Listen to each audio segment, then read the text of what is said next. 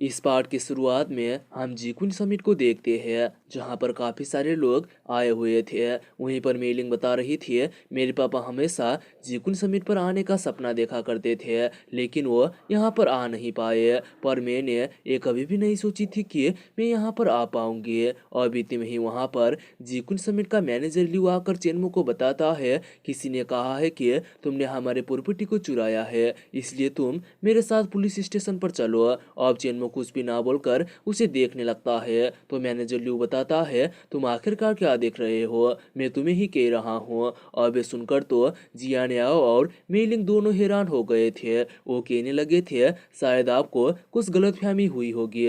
वहीं पर ये सब देखकर येनजियाओ काफी ज्यादा खुश हो रहा था। और मेलिंग को पता चलता है ये सब येनजियाओ ने ही प्लान किया था।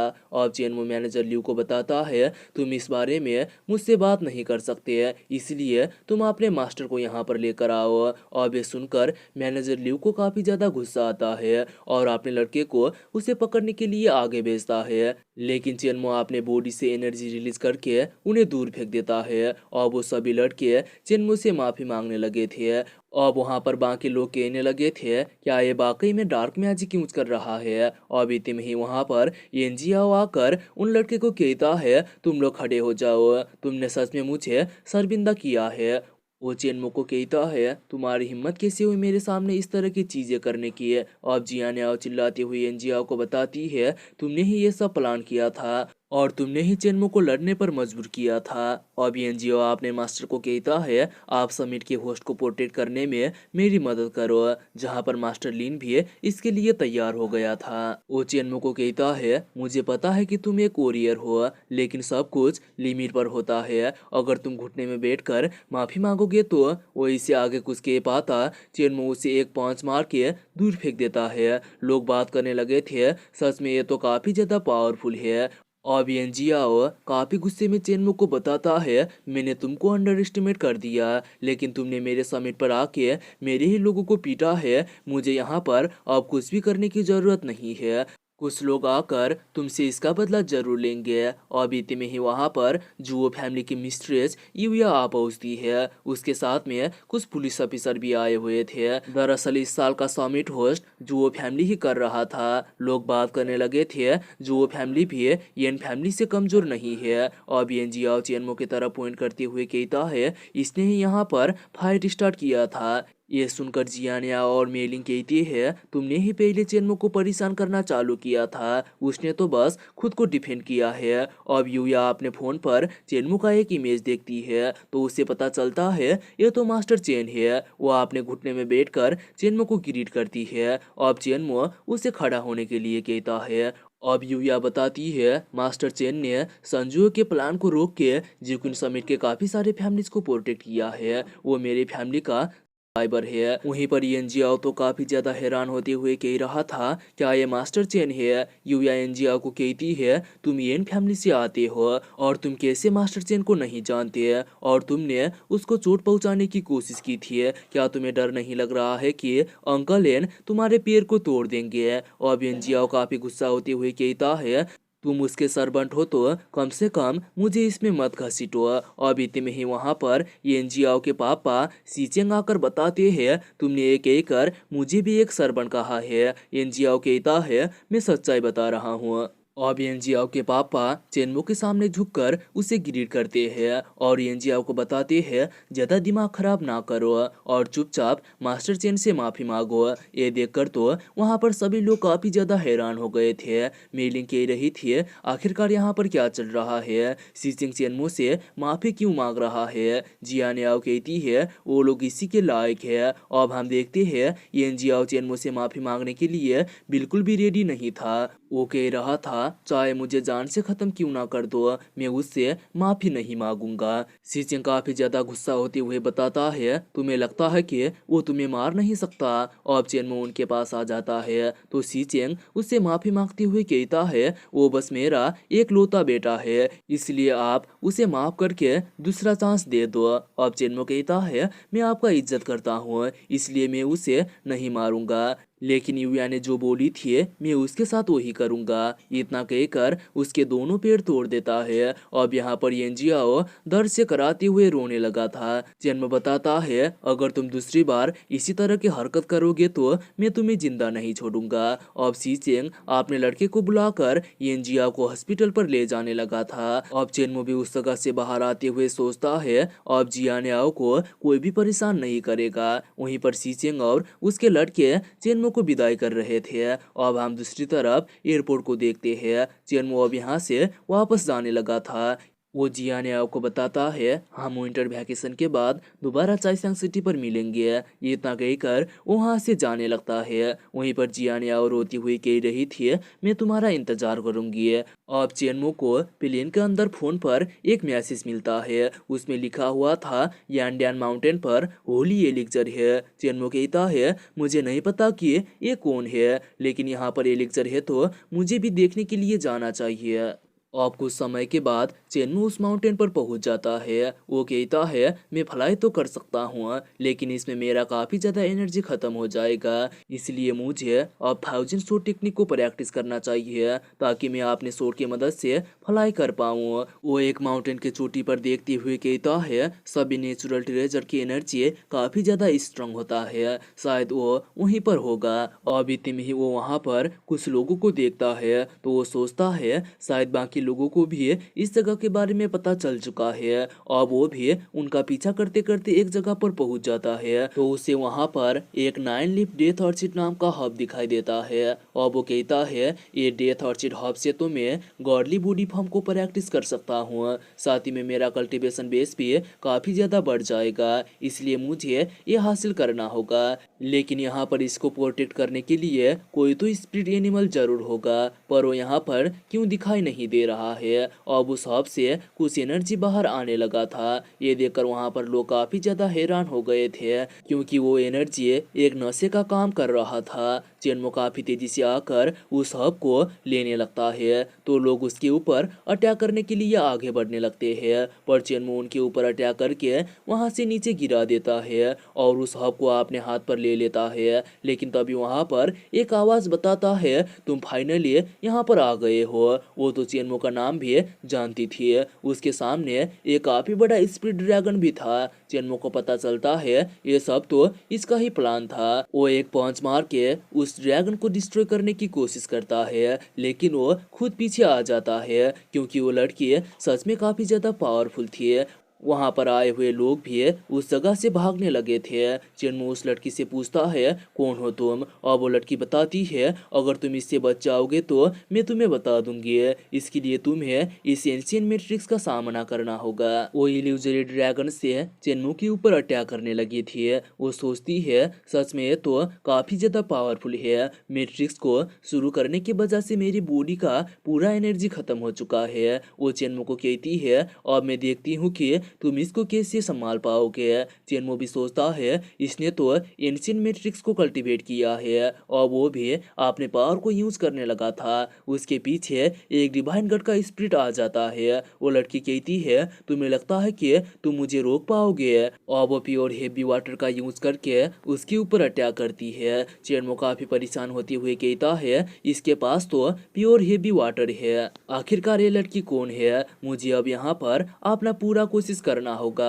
और वो एक फॉर्मेशन को एक्टिवेट कर लेता है और अपने हेवनली स्वॉर्ड को निकालकर उस ड्रैगन के ऊपर लगातार अटैक करने लगता है और उस ड्रैगन को डिस्ट्रॉय कर देता है। ये देखकर वो लड़की कहती है प्योर हेवी वाटर और मैट्रिक्स ड्रैगन से भी इस लड़के को कुछ भी नहीं हुआ। चेन्मो पूछता है कौन हो तुम, और वो लड़की वहां से भागने लगी थी। चेन्मो उसे मारने के लिए अपने सोर से उसके ऊपर अटैक करता है लेकिन उस लड़की के चारों तरफ एक सील बन गया था। वो हंसते हुए कहता है तुम इस लाई पर मुझे रोक नहीं पाओगे।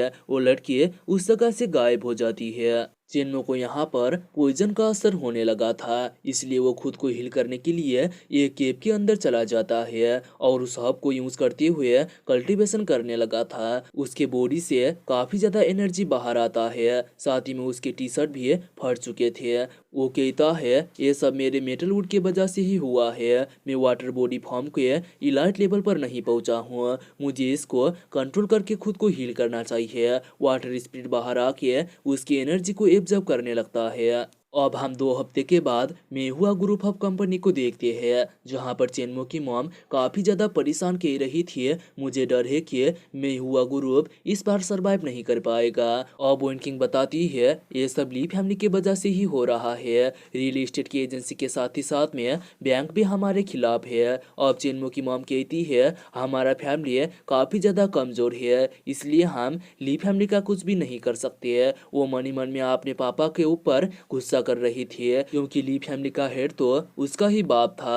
अब विनकिंग कहती है मैं इसके बारे में चेन्मो से बात करती हूँ, वो कुछ मदद कर सकता है। चेन्मो की मॉम कहती है हमें पूरे 50 बिलियन की जरूरत है। चेन्मो के पास इतने सारे पैसे कहाँ से आ सकते हैं। अब इतने में ही वहाँ पर चेन्मो आकर बताता है सच में मेरे पास तो काफी ज्यादा दुश्मन है। अब उसको देखने के बाद विनकिंग कहती है आखिरकार तुम यहाँ पर कब वापस आए। चेन्मो अपनी मॉम को बताता है आप चिंता मत लो, हम एक साथ में इसका सामना करेंगे। अब हमें 2 हफ्ते पहले की सीन को दिखाया जाता है जब चेन्मो माउंटेन पर था। उसको जिहानी का कॉल आता है। वो बता रहा था मेरे पास तुम्हारे लिए 2 बातें हैं। पहला में हुआ ग्रुप काफी ज्यादा मुश्किल पर है, क्योंकि ये पैसों का मामला है तो हम इसमें कुछ भी नहीं कर सकते, और तुम साथ ही में काफी सारे लोगों को मार नहीं सकते।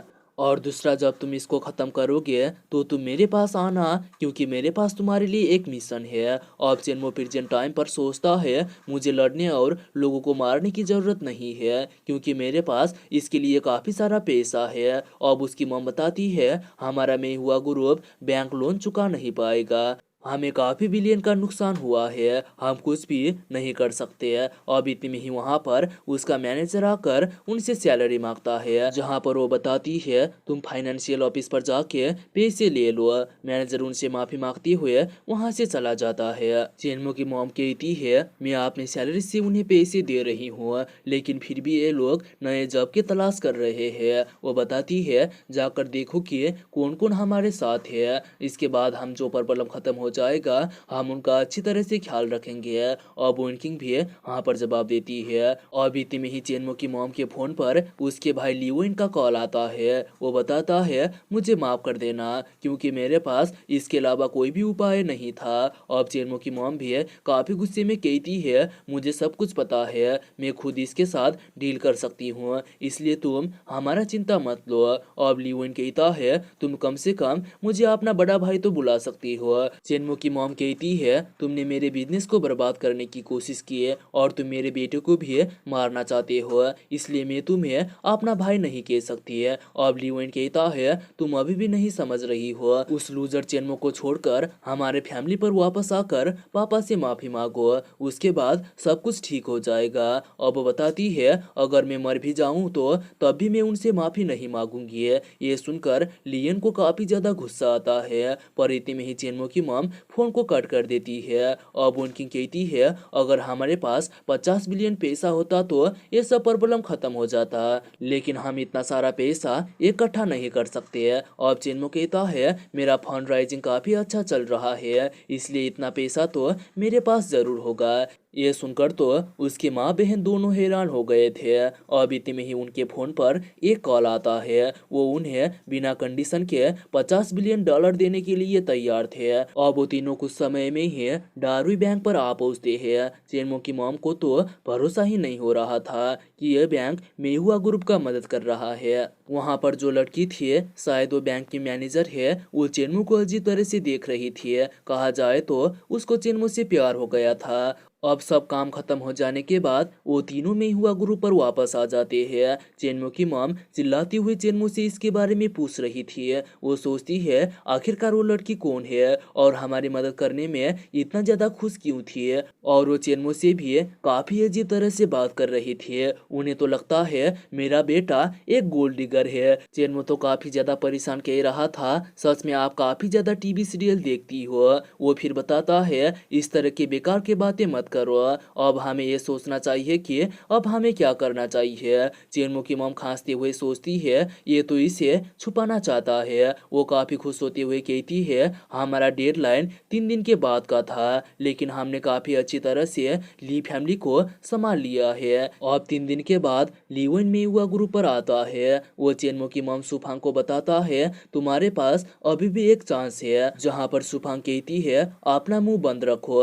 लीवन कहता है तुम अभी भी पहले की तरह ही हो। वहीं पर चेयरमैन वांग खुद से ही कह रहा था मैंने पास्ट में ली सुफांग के साथ भी काम किया था, लेकिन मैं ली फैमिली से पंगा नहीं ले सकता। वो ली सुफांग को बताता है आज आपका समय खत्म हो चुका है, इसलिए आपको पेमेंट देना होगा, शायद मैं हुआ इसे चुका नहीं पाएगा। ली सुफांग एकदम शांत कहती है मैं हुआ ग्रुप को कितना पे करना पड़ेगा। अब चेयरमैन वांग सोचने लगा था ये तो काफी ज्यादा शांत है, क्या इसने पैसे का इंतजाम कर लिया होगा। वो बताता है मैं हुआ ग्रुप को टोटल 43 बिलियन एंड 895 मिलियन पे करना होगा और तुम्हारा प्रॉपर्टी बस 28 बिलियन का ही है। अगर हम मैं हुआ ग्रुप को ले लेंगे तभी तुम्हें 10 बिलियन डॉलर देना होगा। अगर तुम इसे चुका नहीं पाए तो हम इसको कोर्ट पर लेकर जाएंगे, उसके बाद तुम्हें जेल भी हो सकता है। अब ली वन ली सुफांग को बताता है तुम हमारे बात मानकर वापस आ जाओ।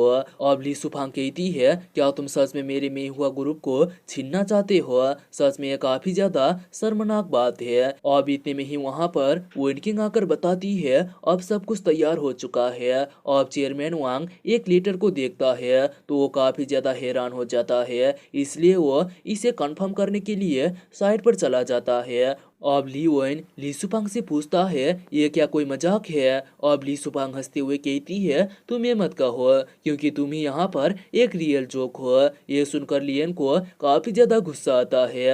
अब इतने में ही चेयरमैन वांग ली वन को बताता है अब सभी प्रॉब्लम सॉल्व हो चुका है, बैंक वाले ने कहा है कि उन्हें पैसा मिल गया है, इसलिए अब मैं जा रहा हूँ। इतना कहकर वो वहाँ से चला जाता है।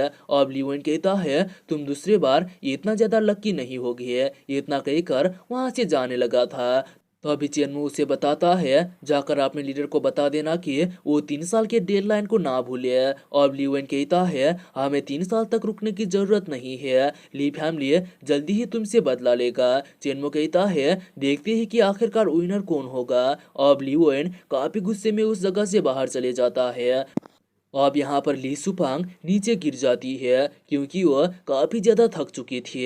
चेनमो उसके पास जाकर अपने एनर्जी का यूज करते हुए उसे हील करता है। ये देखकर वोइन किंग काफी ज्यादा हैरान हो गई थी। चेनमो बताता है तुम चिंता ना लो, ये बस एक मैजिक है जिसके वजह से उन्हें अच्छी तरह से नींद आएगा।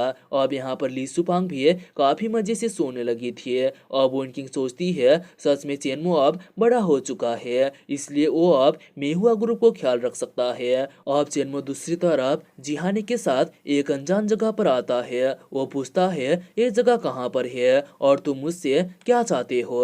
अब जिहाने बताता है तुम हमारे कंट्री को रिप्रेजेंट करके अपने देश के लिए फाइट करोगे, अगर तुम ये करोगे तो तुम जो चाहोगे वो सब कुछ मिलेगा। वो उस जगह को दिखाते हुए बताता है ये पीसफुल बैटलफील्ड है। अब बताता है पीसफुल वार एक ऐसा वार है हर एलिजिबल नेशन से 7 वॉरियर को लड़ने के लिए चूज किया जाता है, जो भी हारेगा वो जीतने वालों का हर बात मानेगा। दरअसल ये वार एक लड़ाई को सॉल्व करने और ओरल में शांति लाना है। ये काफी गुप्त है लेकिन फिर भी मैं तुम्हें कुछ बता देता हूँ। डाली ने ज्यूफेंग आइलैंड पर एक मोक टेस्ट ले लिया है, अगर तुम इसमें फर्स्ट प्लेस पर आओगे तो तुम्हें काफी अच्छे प्राइज मिलेंगे। वहीं पर चेनमो कहता है तुम लोग जुआरियों का एक ग्रुप हो। और बीते में ही वहां पर जीवू या नाम का एक आदमी आकर जिहाने को बताता है सभी 6 वॉरियर यहाँ पर आ चुके हैं। अब जिहाने बताता है वाइस कैप्टन चेन को बाकी टीममेट से मिला दो। जहाँ पर जीवू यहाँ पर जवाब देता है वो चेनमो को अंदर लेकर जाता है। जहाँ पर चेनमो को देखने के बाद मिस्टर जिया उसे गिरीर करता है। अब जैंगजिंग नाम का एक आदमी बताता है ये रियल नहीं हो सकता, हमारा वाइस कैप्टन तो एक लड़का है। आखिरकार तुमने इस छोटे से बच्चे को कहाँ पर ढूंढ लिया। और मिस्टर जिया जैंगजिन को बताता है वो हमारे सेनिन टास्क फोर्स के कैप्टन चेन है और वो तुम्हारे भी सुपीरियर है, इसलिए तुम्हें उनका इज्जत करना चाहिए। जहाँ पर जैंगजिन कहता है ये तो एक बच्चा है इसलिए मैं इसका इज्जत नहीं कर सकता। और ब्लेजियन नाम का लड़का कहता है हम सभी बैटलफील्ड में एक ही साथ में जाने वाले हैं और हम एक टीम है, इसलिए इस तरह से लड़ना बंद करो। और ब्लेजिया बताता है हमें और भी ज्यादा होशियार रहना चाहिए, ये लड़का हमारे लिए एक बोझ बनेगा।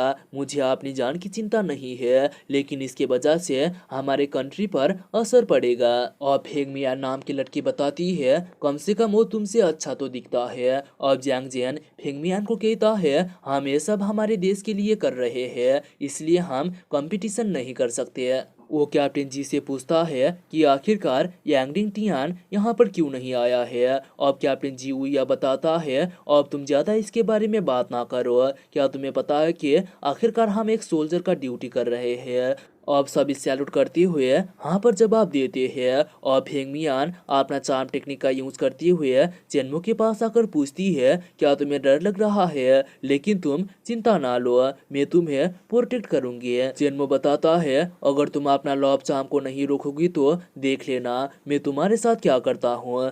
फेंगमियान काफ़ी ज़्यादा हैरान होती हुए सोचती है इसे कैसे पता चला कि मैं लॉब चार्म को यूज़ कर रही हूँ, ये कोई नॉर्मल इंसान नहीं है। अब मिस्टर जिया बताता है तुमने कैप्टन चेन को नाराज कर दिया है, उसके लिए कंग्रेचुलेसन। अब कैप्टन जिया कहता है अब से हम सभी लोग एक टीम है और हमें एक ही साथ में रहना होगा। तो मैं तुम्हें इस पीसफुल वार के बारे में कुछ रूल्स बता देता हूँ। पीसफुल बैटलफील्ड केवल 3 दिन के लिए ही ओपन होता है, हमें वहाँ पर बीस्ट को मार के उनके कोर को हासिल करना होगा, जिसके पास ज़्यादा कोर होंगे वही इसको जीतेगा। और वहाँ पर लोग एक दूसरे को मार के उसके सामान भी लूटेंगे, इसलिए तुम्हें होशियार होना होगा। और हमारे पास एक काउंटिंग डिवाइस भी है, इसके अंदर तुम्हारे पास कितने बीस्ट कोर है वो काउंट हो जाएगा। अगर तुम इस डिवाइस को खोदोगे तो तुम्हारा स्कोर इनवैलिड हो जाएगा और ये टूटेगा तो तुम बैटलफील्ड से डिस्क्वालीफाइड हो जाओगे,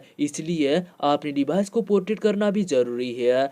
अब दूसरे दिन सुबह पीसफुल वार के आइलैंड को दिखाया जाता है, वहाँ पर कुछ लोग पिलर के ऊपर चढ़े हुए थे।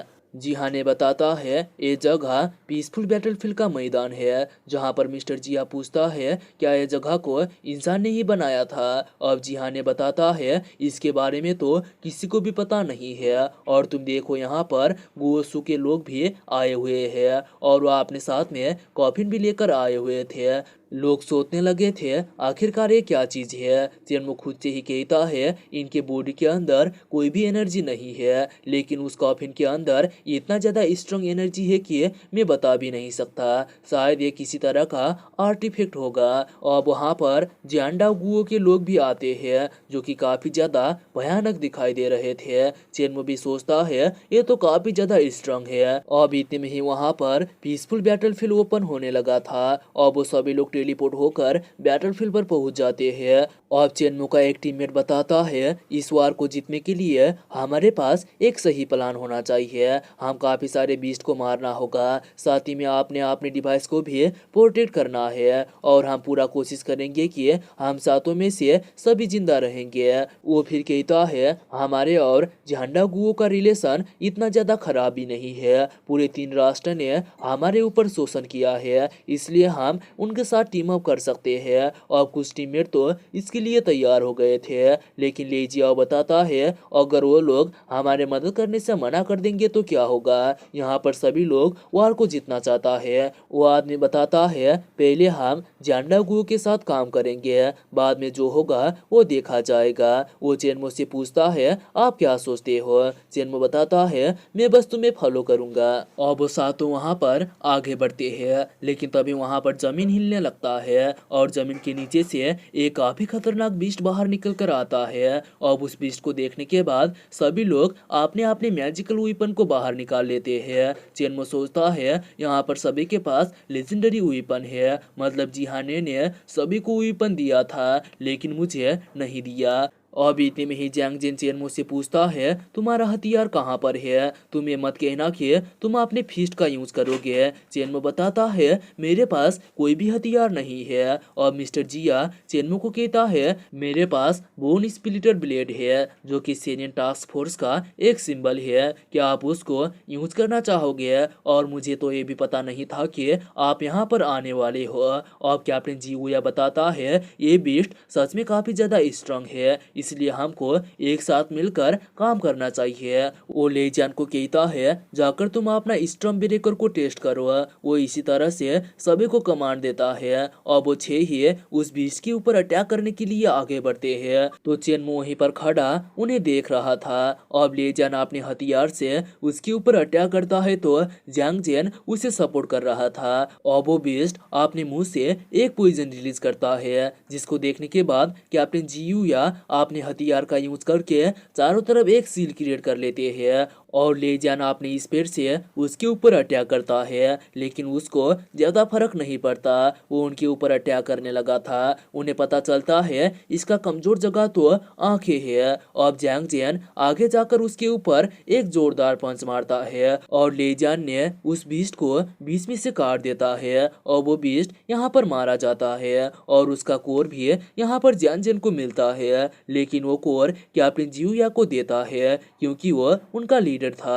अब कैप्टन जियुया के डिवाइस पर एक पॉइंट आ गया था और वो दोबारा आगे बढ़ते हैं और वो थोड़ी देर में ही एक जगह पर पहुंच जाते हैं। कैप्टन बताता है हमें होशियार रहना चाहिए क्योंकि इस जगह पर ट्रैप्स हो सकते हैं। साथ ही में यह जगह जियाडू सिटी से 10 गुना ज्यादा बड़ा है और इसमें कोई भी शक नहीं है कि ये एक मेजेस्टिक पैलेस है। और लेजिया बताता है ये बस एक बेकार जगह है जहाँ पर बस पत्थर ही है। ये सुनकर जैंगजिन को काफी ज्यादा गुस्सा आता है।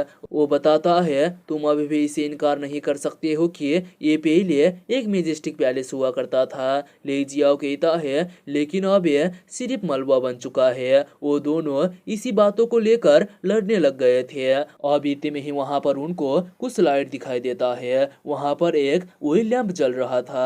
चेनमो खुद से ही कहता है इस लैंप पे तो कोई भी एनर्जी नहीं है, लेकिन ये अभी तक क्यों जल रहा है। मिस्टर जिया कहता है यहाँ पर कुछ लिखा हुआ है।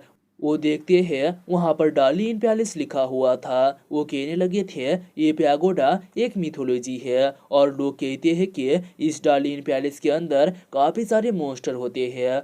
और इतने में ही वहाँ पर कुछ एनर्जी बाहर निकलता है और फेंगमियान कहती है यहाँ पर तो अंडरग्राउंड से काफ़ी ज़्यादा एनर्जी बाहर आ रहा है, वो मेरी सॉल को कपा देता है, इसलिए हमें इस जगह से बाहर निकल जाना चाहिए। और वो वहाँ से जाने के लिए मुड़ने लगते हैं, लेकिन हैरानी वाली बात तो ये थी कि वो वहाँ से चल नहीं पा रहे थे, जैसे कि वो वहीं पर फ्रीज हो गए हो। और वहीं पर चेनमो भी सोचता है यहाँ पर मैं भी हिल नहीं पा रहा हूँ, आखिर इसके नीचे क्या होगा। और मुझे जेनिथ के बारे में उतना ज़्यादा नॉलेज भी नहीं है। और इतने में ही वहाँ पर जमीन के नीचे से एक काफ़ी बड़ा हाथ निकलकर उनकी एनर्जी को एब्जॉर्ब करने लगता है। यहाँ पर चेनमो भी काफ़ी ज़्यादा हैरान हो गया था। और इतने में ही वहाँ पर लैंप उस हाथ के पास आकर कुछ एनर्जी रिलीज करता है, तो हम वहाँ पर उस हाथ को गायब होता हुआ देखते हैं। साथ ही में वो लैंप भी जमीन में गिरकर बंद हो गया था।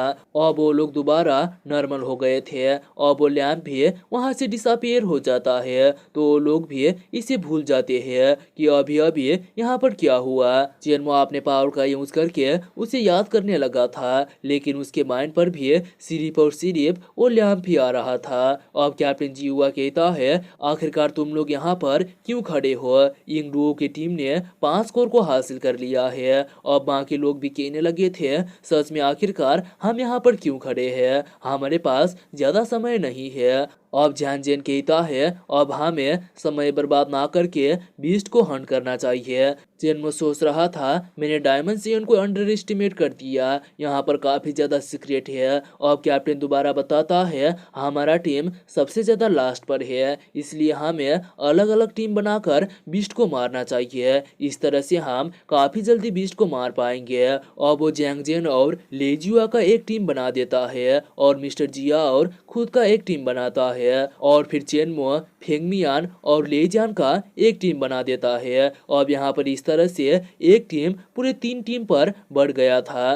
कैप्टन सभी को एक लोकेशन तालिस्मान देता है, वो उसके मदद से 200 किलोमीटर की दूरी तक एक दूसरे का लोकेशन पता कर पाते थे। अब यहाँ पर चेनमो कहता है, मैं अकेला जाऊंगा। ये सुनकर लेजान कहता है, हम आपको प्रोटेक्ट कर सकते हैं। फेंगमियान भी कहती है, तुम ऐसा ना करो वरना तुम यहाँ पर मारे जाओगे। अब मिस्टर जिया कहने लगा था, आपको उनके साथ में ही जाना चाहिए। अब जैंगजन कहता है, क्या तुम बीस्ट से लड़ भी सकते हो? कैप्टन भी बताता है, आप यहाँ पर पहली बार आए हो, इसलिए आपको साथ में ही रहना चाहिए। लेकिन यहाँ पर चेनमो नहीं मान रहा था, जिसके वजह से वो सभी लोग चेनमो को भी अकेले छोड़ देते हैं। अब थोड़ी देर में चेनमो एक बीस्ट को मार चुका था, साथ ही में वो 200 किलोमीटर की दूरी से बाहर आ गया था। इसका मतलब अब किसी को भी इसका लोकेशन पता नहीं चलेगा और वो आराम से यहाँ पर इन्वेस्टिगेशन कर पाएगा।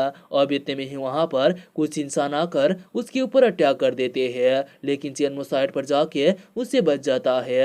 अब हम देखते हैं अटैक करने वाले लोग एक फिक्शनल साइबर और दूसरा म्यूटेटेड एयर बेंडर था, जो कि दोनों ने टीम अप कर लिए थे। अब वो दोनों लगातार चेनमो के ऊपर अटैक करने लगते हैं, लेकिन चेनमो काफी तेजी से जाकर एक पंच मार के दोनों को पीछे फेंक देता है। ये देखकर वो दोनों काफी ज्यादा हैरान हो गए थे। चेनमो सोचता है, आखिरकार इनका आर्मर किस मटेरियल से बना हुआ है, मैं उसे डैमेज भी नहीं कर पाया। अब वो लड़की दोबारा अटैक करने के लिए तैयार हो गई थी। चेनमो एक ही झटके में उसका गला धड़ से अलग कर देता है। ये देखकर तो वो लड़का वहां से भागने लगा था, लेकिन चेनमो उसे भी खत्म कर देता है। चेनमो उस लड़की के आर्मर को चेक करने के लिए कि इसके अंदर क्या मटेरियल है, वो उसे रख लेता है। उसे उनके पास से कुछ मैजिकल क्रिस्टल भी मिलते हैं। वो कहता है, आखिरकार एक क्रिस्टल उनको कहाँ से मिला होगा, यहाँ से बाहर जाने के बाद मुझे इसके बारे में पता लगाना होगा। अब हम दूसरी तरफ कुछ मास्क पहने हुए वॉरियर को देखते हैं। वो अपने आगे के वॉरियर से पूछते हैं, क्या तुम अभी भी फाइट करना चाहते हो? जहाँ पर वो कहते हैं, हम यहाँ पर सरेंडर नहीं कर सकते। अब इतने में ही वहाँ पर चेनमो भी आ पहुँचता है। वो वॉरियर जिसका चेहरा एक जानवर की तरह था, वो चेनमो से कहता है, हमें तुम्हारी मदद की जरूरत है, तुम्हारे बाकी टीममेट्स कहाँ पर है? जहाँ पर चेनमो बताता है, अभी तो मैं अकेला ही हूँ। वो वॉरियर कहता है, तो फिर तुम्हें इस जगह से चले जाना चाहिए, हम तुमको खतरे पर डाल नहीं सकते। चेनमो बताता है, सच में तुम काफी अच्छे इंसान हो। और बाकी वॉरियर जिन्होंने उन दोनों को पीट रहे थे, उसमें से एक चेनमो के ऊपर अटैक करने के लिए आगे बढ़ता है, लेकिन चेनमो उसे एक लात मारकर पीछे फेंक देता है। ये देखकर उसके साथी काफी ज्यादा हैरान हो गए थे। अब उस वॉरियर जो कि एनिमल के तरह कस्टूम पहना हुआ था, वो चेनमो से पूछता है, क्या तुम डाली के फाइनेस्ट वॉरियर हो? चेनमो कहता है, तुम पहले से ही बुद्धा स्टीफा रिवर पर हो। ये सुनकर वो दोनों काफी ज्यादा हैरान हो गए थे। चेनमो सोचता है, मुझे डाली के लोगों से अपना पावर छुपाना चाहिए। चेनमो दूसरे साइड के 3 वॉरियर से पूछता है, क्या तुम लड़ना चाहते हो? और वो तीनों चेनमो के ऊपर अटैक करके उसे ट्रैप करने की कोशिश करते हैं। तो चेनमो भी अपना टियान जुआन फिस्ट का थर्ड फॉर्म यूनिवर्स स्टपर का यूज करके उनके ऊपर अटैक करता है। तो वो तीनों काफी ज्यादा घायल हो जाते हैं और तुरंत उस जगह से अपना जान बचाकर भागने लगते हैं। वो दोनों वॉरियर चेनमो को थैंक्स कहते हैं। अब चेनमो उस जगह से निकल जाता है और बैटलफील्ड के आखिरी दिन दोबारा हम चेनमो को देखते हैं। वो कहता है पूरे 2 दिन से ज्यादा समय तक इस जगह पर घूमने के बाद भी मुझे कुछ भी नहीं मिला और ये बैटलफील्ड कुछ ही घंटे पर बंद होने वाला है। मुझे डाली को फर्स्ट स्टेज पर लाना होगा। अब वो उस लोग के 47 मान को देखते हुए कहता है वो लोग अब एक ही साथ में है लेकिन उनके साथ कुछ गलत होने वाला है। अब हम दूसरी तरफ चेनमो की टीममेट को देखते हैं। उनके चारों तरफ काफी सारे वॉरियर मौजूद थे। कैप्टन जियुया वारलैंड के लीडर पूडे को कहता है तुम्हारी हिम्मत कैसे हुई हमें धोखा देने की। पूडे बताता है तुम मुझे माफ कर दो, अब डाली मेरे तरफ से फर्स्ट प्लेस पर आएगा। जैंग जिन कहता है मुझे पहले से ही पता था कि ये जानवर भरोसे के लायक नहीं होते, अब हम यहाँ पर हार चुके हैं। अब लेजियन कहता है तुम चेनमो के नंबर को देखो, क्या उसने बैटलफील्ड के सभी मॉन्स्टर को मार दिया है। अब वो कहते हैं आखिरकार वो किसके बारे में बात कर रहे हैं। दूसरा बताता है CQ फर्स्ट प्लेस पर आना चाहता है लेकिन बाकी 3 कंट्री उसके साथ नहीं है, वो अब एक आपस में लड़ रहे हैं। अब वो यहाँ पर चेनमो का ही इंतजार कर रहे हैं लेकिन अभी तक चेनमो यहाँ पर नहीं आया है, यह हमारे लिए अच्छी बात है। अब इतने में ही कैप्टन जियुया बताते हैं अब बहुत ही देरी हो चुकी है क्योंकि चेनमो काफी तेजी से इसी जगह पर आ रहा है। अब इतने में ही चेनमो भी वहाँ पर आ पहुँचता है। उसको देखने के बाद उसके टीममेट्स उसको यहाँ से भागने के लिए कह रहे थे लेकिन चेनमो उनको ना सुनते हुए नीचे आ जाता है और कहता है मेरे होते हुए तुम्हें कुछ भी नहीं होगा। चेनमो सोचता है लेकिन मैं इन सभी को एक ही बार में नहीं मारूंगा, पहले मैं उनको भागने का चांस दूंगा। वो एक लाइन बनाते हुए कहता है अगर कोई भी इंसान इसे क्रॉस करेगा तो मेरे हाथों से वो मारा जाएगा। ये सुनकर उसके टीममेट्स कहने लगे थे क्या ये मजाक कर रहा है, ये इतना ज्यादा एरोगेंट क्यों बन रहा है, अब हमें यहाँ पर कोई भी बचा नहीं सकता। अब एक आदमी चेनमो का मजाक उड़ाते हुए उसे मारने के लिए आगे बढ़ता है। चेनमो दोबारा कहता है मैंने पहले ही बता दिया है कि जो कोई भी इंसान इस लाइन को पार करेगा मैं उसे मार दूंगा। वो उस आदमी का गला काट कर उसे खत्म कर देता है। ये देखकर तो उसके टीममेट्स काफी ज्यादा हैरान हो गए थे। मिस्टर जिया काफी खुश होते हुए कहता है लेफ्टिनेंट चेन सच में काफी ज्यादा पावरफुल है। अब लेजिया कहता है इतना ज्यादा खुश मत हो, चेनमो ने बस एक ही इंसान को मारा है, अगर वो सभी एक ही साथ में उसके ऊपर अटैक करेंगे तो क्या वो उन्हें मार पाएगा। अब वो सभी लोग अपने अपने डिसाइपल को आगे चेनमो को मारने के लिए भेजते हैं। अब लेजियन चेनमो को यहाँ से भागने के लिए कहता है। अब जैंगजेन बताता है अगर तुम यहाँ पर मारे जाओगे तो डाली तुम्हें एक अपराधी मानेगा। अब चेनमो कहता है तुम कौन होते हो कि आखिरकार मुझे ये कहने वाले हैं। अब वो सभी लोग चेनमो के ऊपर एक ही साथ में अटैक कर देते हैं तो चेनमो अपना यूनिवर्स स्टॉपर का यूज करके उन सभी को खत्म कर देता है और कहता है मेरे एक पंच से ही पूरा दुनिया कांपता है। ये देखकर तो उन लोगों को भरोसा ही नहीं हो रहा था। अब वो कहता है तुम्हारी हिम्मत कैसे हुई मेरे डिसाइपल को मारने की, तुम जिंदा बचकर जा नहीं पाओगे। अब वो सभी लीडर एक ही साथ में चेनमो के ऊपर अटैक कर देते हैं। चेनमो कहता है तुम्हारा ये वेपन मेरे साथ में कुछ भी नहीं है और तुम्हें ये तो पकड़ना भी नहीं आता, लेकिन फिर भी तुम मुझसे लड़ना चाहते हो। वो उनके सभी वेपन को दूर फेंक देता है और फिर पूडे के एक हाथ को भी काट देता है और पूडे कहता है तुमने अपनी स्ट्रेंथ को छुपाया था। और वो सभी चेनमो के पावर को देखकर डर गए थे, इसलिए वो दोबारा बीस्ट को मारने के लिए उस जगह से चले जाते हैं। और वो जाने के बाद चेनमो खुद से ही कहता है मैंने अपना काफी सारा एनर्जी यूज कर लिया है। मिस्टर जी आकर उसे संभालता है। कैप्टन जियुया पूछते हैं क्या तुम ठीक हो, जहाँ पर चेनमो बताता है मैं ठीक हूँ, पहले हमें रेस्ट करने के लिए एक जगह ढूंढना चाहिए। चेनमो अब एक जगह पर बैठ के खुद को हील करने लगा था। वो थोड़ी देर के बाद आपने आंखें खोलते हुए कहता है मैंने आपने आधे पावर को भी गेन नहीं किया है, लेकिन फिर भी अभी के लिए इतना काफी होगा। अब उसके टीममेट कहते हैं क्या तुम अब ठीक हो, और बाकी कंट्री के लोगों ने काफी सारे कोर्स गेन कर लिया है, अब हमें क्या करना चाहिए। चेनमो बताता है अब मैं ठीक हूँ और कोर के बारे में तुम चिंता ना लो, मैं इसे देख लूंगा। हम दोबारा एग्जिट गेट पर मिलेंगे। इतना कहकर वो उस जगह से निकल जाता है। वो कह रहा था चारों कंट्री एक आपस में लड़ रहे हैं, मुझे इसका फायदा उठाना चाहिए। वो ज्यादा दूर तक नहीं गए होंगे। अब चेनमो एक कंट्री के पास पहुंचता है। उनका लीडर पूछता है अब तुम यहाँ पर क्यों आ रहे हो? चेनमो कहता है मैं यहाँ पर तुमसे एक डील करने के लिए आया हूँ। क्या तुम्हें कोर्स चाहिए? मैं तुम्हें कोड दूंगा, तुम मुझे स्पिरिट स्टोन दे देना। और वो लोग भी इसके लिए तैयार हो गए थे और चेनमो की डील को एक्सेप्ट कर लेते हैं। चेनमो इसी तरह से सभी चारों कंट्री से इसी तरह का डील करके उनसे स्पिरिट स्टोन हासिल कर लेता है। वो तो यहाँ पर काफी ज्यादा खुश होते हुए कह रहा था इतने सारे स्पिरिट स्टोन से तो मैं गोल्डन कोर रियल्म पर पहुंच जाऊंगा। दूसरी तरफ उसके टीममेट कह रहे थे बाकी कंट्री के कोर्स अचानक से बढ़ गए हैं, इस तरह से तो हम लास्ट प्लेस पर आ जाएंगे। हम चेनमो के ऊपर भरोसा नहीं कर सकते, हमें भी जाकर बीस्ट को हंट करना चाहिए। अब इतने में उसके डिवाइस पर कुछ आवाज आता है। दूसरी तरफ चेनमो काफी सारे कोर को कलेक्ट कर रहा था। वो बताता है क्या मैंने बैटलफील्ड के सभी बीस्ट को मार दिया है? अगर ऐसा हुआ तो दूसरा पीस बैटल के लिए क्या होगा?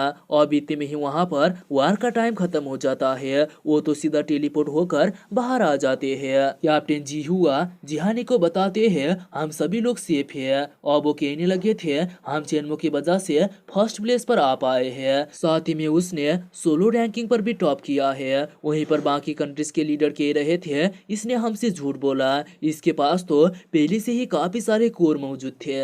अब वहां पर कुछ ऑफिसर आकर सोलो रैंकिंग टॉपर के लिए चेनमो को एक रिवार्ड देते हैं। चेनमो उस बॉक्स को खोलता है तो उसमें एक स्टोन मौजूद था।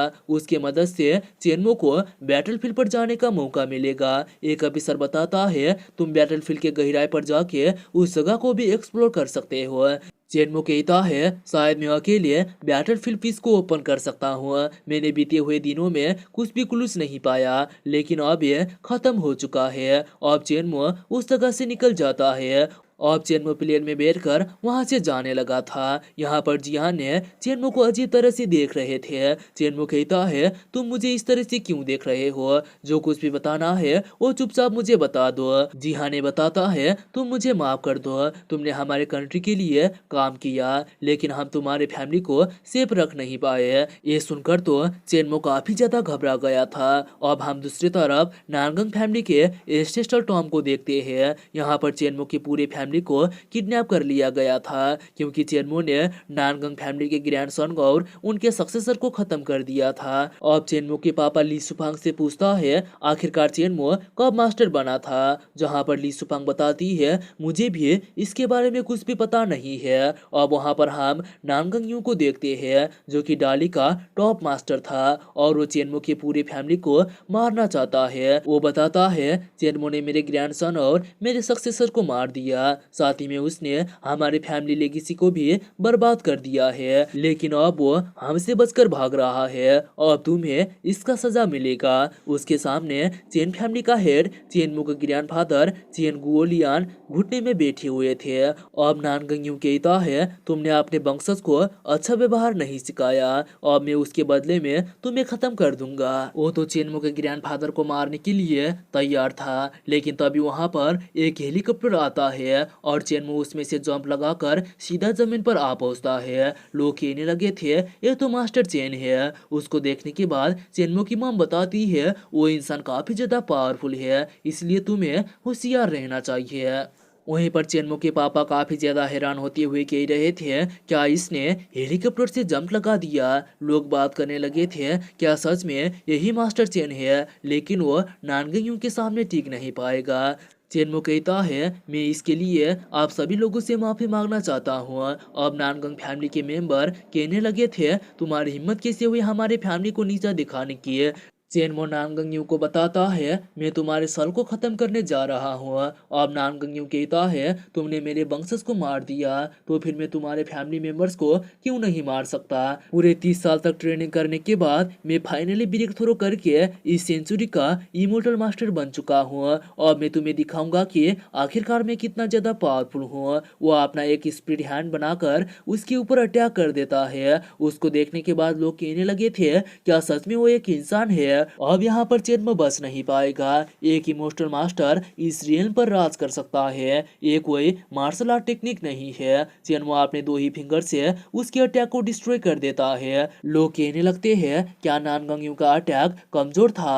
अब चेन्मो नानगंग को बताता है तुम बस इमोर्टल लेवल के नजदीक पर पहुंचे हो, लेकिन तुम हाल्फ इमोर्टल के जितना पावरफुल हो, लेकिन फिर भी मैं तुम्हें काफी आसानी से हरा सकता हूँ।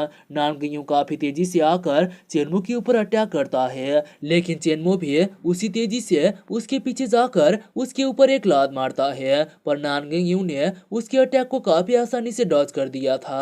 अब दोनों के बीच में एक काफी खतरनाक फाइट होना चालू हो जाता है। दोनों एक दूसरे को कड़ी टक्कर दे रहे थे। चेन्मो एक पंच मार के उसको पीछे फेंक देता है, तो नानगंग एक टेक्निक का यूज करके चेन्मो के ऊपर एक काफी पावरफुल अटैक करता है।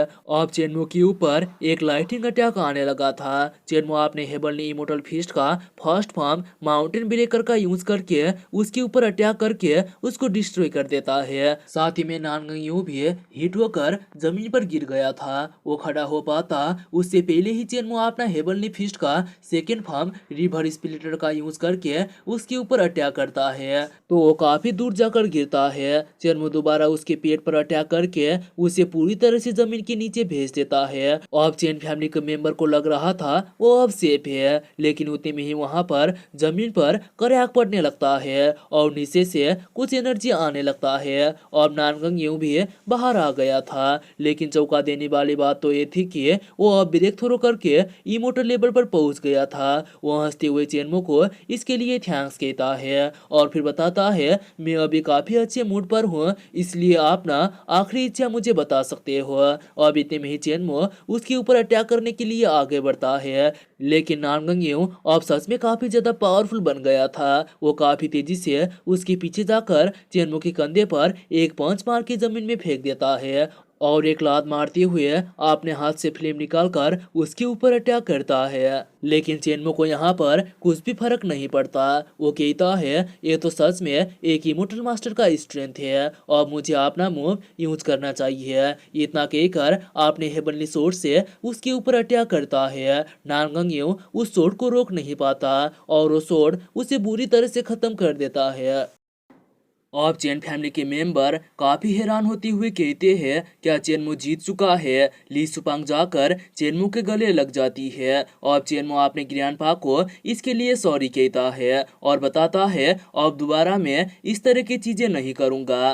अब चेन गोलियान कहते हैं मैं तुम्हारे ऊपर भरोसा करता हूँ, तुम्हें इस तरह से बैड फील नहीं करना चाहिए। चेन्मो के पापा कहते हैं जब हम घर वापस चले जाएंगे तुम्हें मुझे इसके बारे में सब कुछ बताना होगा, जहां पर चेन्मो भी हंसते हुए हाँ पर जवाब देता है। अब दूसरी तरफ हम जिया सिटी पर ली रिसाइडेंस पर ली डोंग को देखते हैं। उसके पास एक मैसेज आता है कि चेन्मो अब एक इमोर्टल लेवल पर पहुंच चुका है। अब ली डोंग कहता है मैं उसको एक इमोर्टल मास्टर बनने नहीं दे सकता, अब मुझे उसको खत्म करने के लिए हाई लेवल वाले मार्शल आर्टिस्ट को हायर करना पड़ेगा। और फिर दूसरी तरफ हम युयांग सिटी पर चेन रिसाइडेंस को देखते हैं, जहां पर चेन गोलियान बेड में सोए हुए थे। हमें पता चलता है वो लीवर कैंसर के मरीज है और वो इसके लास्ट स्टेज पर है। डॉक्टर बताता है अब हम इसमें कुछ भी नहीं कर सकते। मैं बस इतना कहना चाहता हूँ कि आप उनको ज्यादा से ज्यादा खुश रखें। ये सुनकर चेन्मो के माँ बाप रोने लगे थे। चेन गोलियान बताते हैं मुझे पहले से ही इसके बारे में पता था, इसलिए तुमको इतना ज्यादा दुखी नहीं होना चाहिए। अब चेन्मो सोचता है मेरे लास्ट लाइफ पर ग्रैंडपा लीवर कैंसर के वजह से ही मरे थे, लेकिन ये तो कुछ साल के बाद होने वाला था, लेकिन इतना जल्दी ये सब क्यों हो रहा है। मैं इतना ज़्यादा पावरफुल भी नहीं हूँ कि मैं उनके हेल्थ को रिस्टोर कर पाऊँ। अब उन एलेक्जर के वजह से ही उनको ठीक कर सकते हैं, मुझे कुछ उपाय तो ढूंढना होगा। अब चेन्मो रात के समय में उनके पास जाता है, जहाँ पर गोलियान तो अभी भी नहीं सोए हुए थे। वो चेन्मो को कहते हैं तुम एकदम सही टाइम पर आए हो, मैं तुम्हें कुछ बताना चाहता हूँ। चेन्मो कहता है मुझे पता है कि आप क्या कहना चाहते हो, आप चाहते हो कि मैं फैमिली को लीड करूँ, लेकिन मैं ऐसा बिल्कुल भी नहीं करूँगा।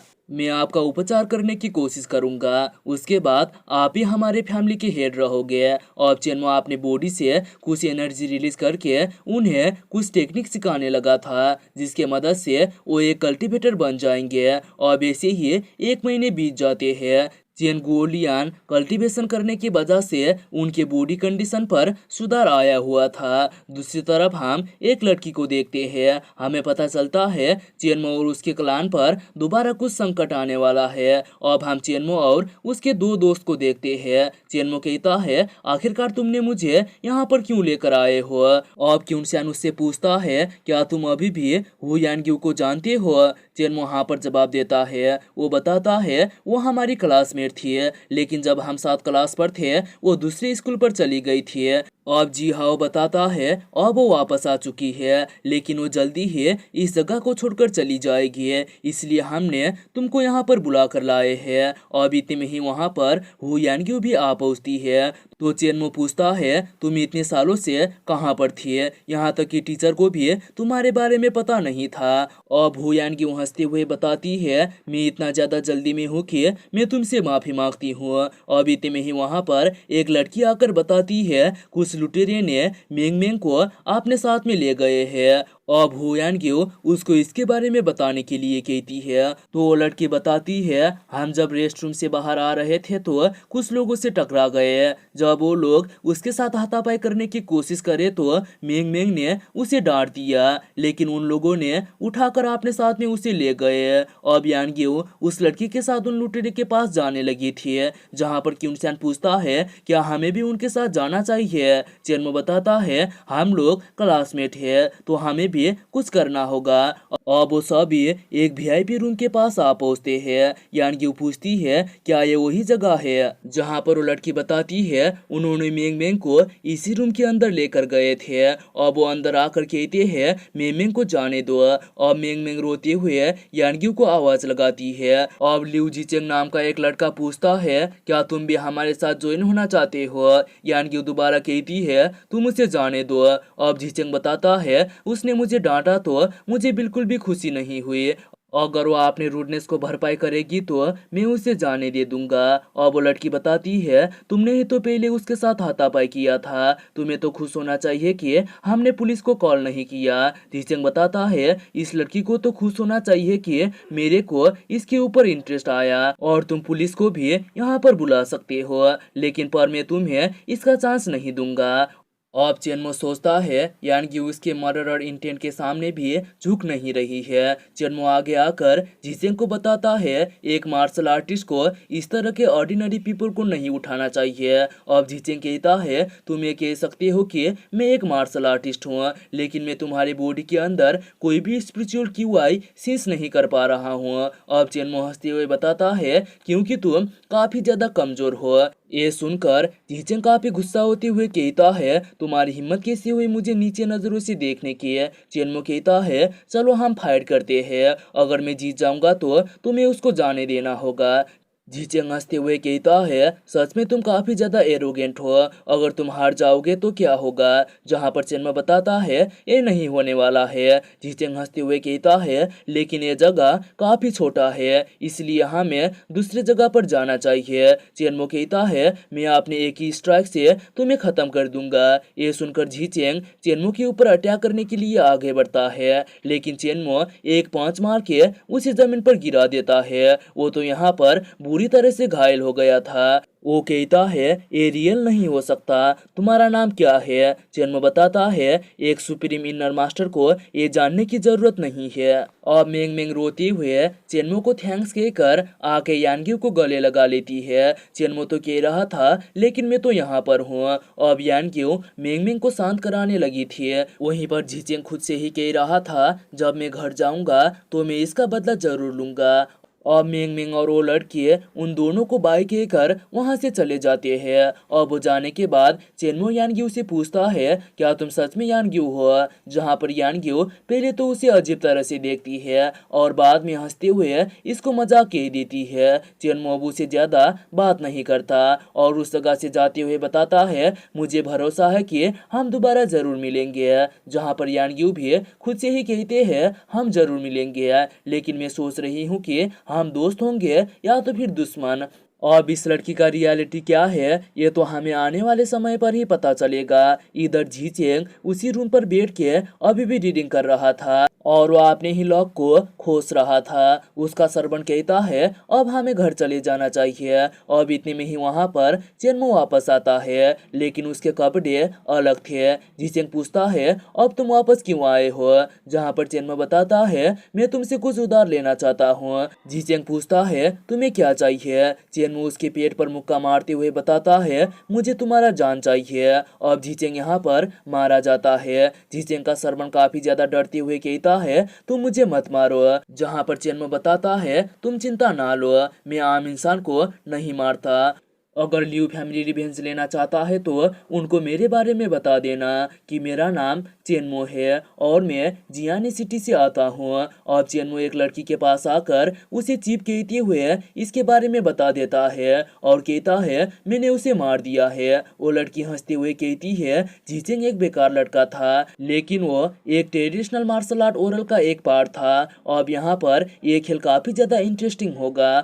अब जहां तक मुझे पता चलता है ये चेनमो नहाकर उसके फॉर्म पर आके उसे फंसाना चाहता है और ये लड़की भी जहां तक मुझे लगता है यानग्यू है। अब दूसरे दिन चेनमो को चेनसुंग जी का कॉल आता है। वो बताता है लियू फैमिली जो कि ट्रेडिशनल मार्शल आर्ट ओरल से आता है वो तुम्हें ढूंढने के लिए यहाँ पर आए हुए हैं। वो बता रहे थे आपने लियू फैमिली के लीडर के बेटे लियू झीचेंग को मारा है। वो बदला लेने के लिए मिसेस को मारना चाहते हैं, लेकिन मैं अपना पूरा कोशिश करूंगा। अब यहाँ पर चेनमो को लगता है जोर का झटका। वो बताता है मैंने तो कल रात बस उसे पीटा था, लेकिन मैंने उसे नहीं मारा। यहाँ तक कि मैंने अपना नाम भी उसे नहीं बताया था। वो सोचता है शायद उन्होंने मेरे क्लासमेट से मेरा नाम पता लगा लिया होगा, लेकिन मैंने उसे नहीं मारा था। कोई मुझे यहाँ पर फंसाने की कोशिश कर रहा है। अब चेनमो की मॉम और चेनसुंग जी के पास लियू फैमिली का हेड लियू सी आ पहुंचता है। वो कहता है क्या तुम अपना आखिरी शब्द कहना चाहते हो, जहाँ पर ली सुफंग बताती है यहाँ पर कुछ गलतफहमी हुआ है। चेनमो कह रहा है कि उसने अपने बेटे को नहीं मारा था। अब लियू सी काफी गुस्सा होते हुए कहता है उन्हें मार डालो, उसने मेरे बेटे को मार दिया है तो मैं उसके साथ जो जो रिलेटेड है उन्हें खत्म कर दूंगा। अब चेनसुंग जी आगे आते हुए कहता है मैं तुम्हें उनको टच भी करने नहीं दूंगा। यहाँ पर ली सुफांग तो काफी ज्यादा डर गई थी। अब ल्यूसी आकर चेनसुंग जी को एक पंच मार के पीछे फेंक देता है, जहाँ पर ली सुफांग पूछती है कि आप ठीक हो। अब चेनसुंग जी खड़ा होते हुए हाँ पर जवाब देता है। अब ल्यूसी चेनसुंग जी को कहता है तुम मेरे सामने टिक नहीं पाओगे, क्या तुम ठीक हो? अगर हो तो हम दोबारा इसे शुरू करते हैं, लेकिन मैं इस बार तुम्हें हेल पर भेज दूंगा।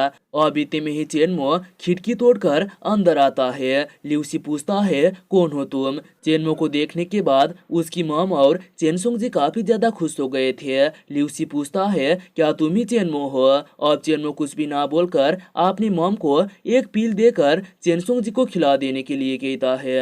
अब वो ल्यूसी को काफी गुस्से में देखते हुए अपना फ्लैंक शॉट बाहर निकालकर उसे कहता है तुम्हारी हिम्मत कैसे हुई मेरे लोगों को चोट पहुंचाने की? उस शॉट को देखने के बाद ल्यूसी कहने लगा था क्या ये फ्लैंक शॉट है और क्या वो एक सोड इमोर्टल है? और चेनमो सीधा अपने सोड से उसके ऊपर अटैक कर देता है और फिर अपनी माँ का आंख बंद कर देता है। वो फ्लैंक शॉट जाकर एक ही झटके में उन सभी के सर को अलग कर देता है। चेनमो की मां पूछ रही थी यहाँ पर क्या हो रहा है। चेनमो उसे चिंता ना लेने के लिए कहता है और वो अपनी मॉम को आराम करने के लिए कहकर वो क्लीन करने के लिए बाहर आ जाता है। और वो चेनसुंग जी को कुछ स्पिरिट स्टोन देते हुए बताता है तुम इससे इमोर्टल लेवल पर पहुंच जाओगे और इसको यूज करके तुम हमारे फोर्स पर शामिल हो जाओ। चेनसुंग जी भी वो लेते हुए हाँ पर जवाब देता है। और चेनमो को जिहाने का कॉल आता है। वो पूछता है क्या तुम ट्रेडिशनल मार्शल आर्ट ओरल के लोगों के साथ मिल चुके हो?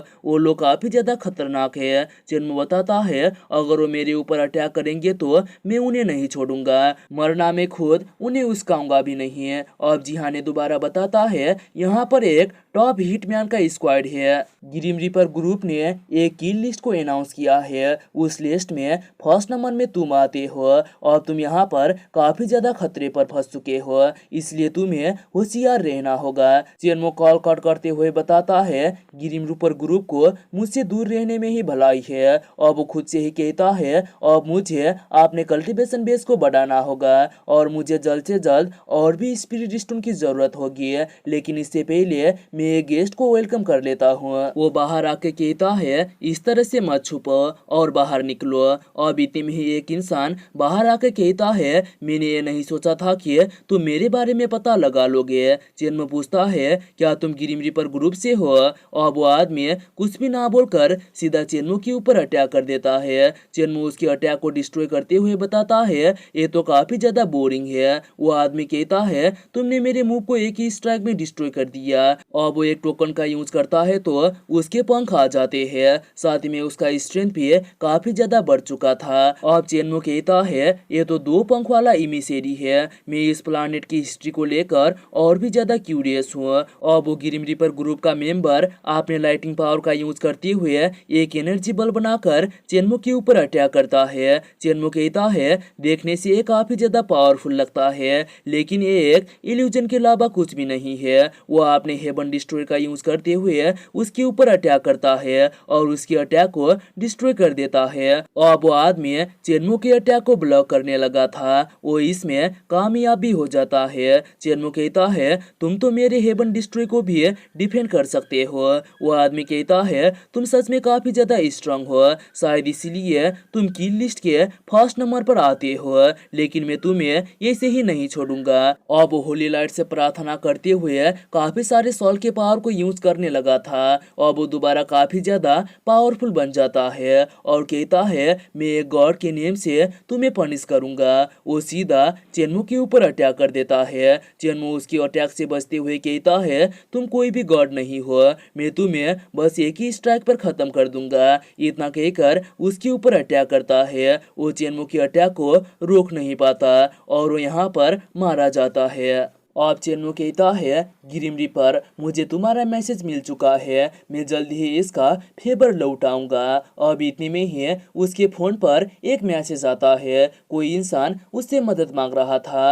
अब दूसरी तरफ हम मार्सुडा ग्रुप के सीक्रेट प्रयोगशाला पर क्यूनचुआन को देखते हैं। वहां पर मार्सुडा ग्रुप का उत्तराधिकारी जिसका नाम मिनामी होता है वो क्यूनचुआन से किसी चीज का फार्मूला मांग रहा था, जहां पर क्यूनचुआन बताता है मैं बस डिस्ट्रीब्यूशन का एक इंचार्ज हूँ, इसलिए मुझे इसके बारे में कुछ भी पता नहीं है। लेकिन यहाँ पर मिनामी उसे पीटने के मूड पर आ जाता है। अब इतने में ही क्यूनचुआन की बेटी रूहा वहाँ पर चेनमो के साथ आ पहुँचती है और मिनामी कहता है तुम्हारी हिम्मत कैसी हुई यहाँ पर अंदर आने की है, अब तुम में से यहाँ पर कोई भी बाहर जा नहीं पाएगा। वो उसे पकड़ने के लिए अपने लड़के को आगे भेजता है, लेकिन चेनमो एक पंच मार के उन सभी को पीछे फेंक देता है। मिनामी कहता है तुमने मेरे लड़के को काफी आसानी से पीट दिया, क्या तुम एक मास्टर हो? वो एक याग्यू नाम के लड़के को बुलाकर चेनमो को मारने के लिए कहता है। अब इतने में ही वहाँ पर याग्यू भी आ पहुँचता है। चेनमो कहता है तुम अपना स्ट्रेंथ मुझे दिखाओ और तुम्हारा ये ट्रिक मेरे सामने काम नहीं करेगा। अब याग्यू चेनमो को ग्रीटिंग करता है और कहता है तुम मेरा निंजुत्सु को देख सकते हो।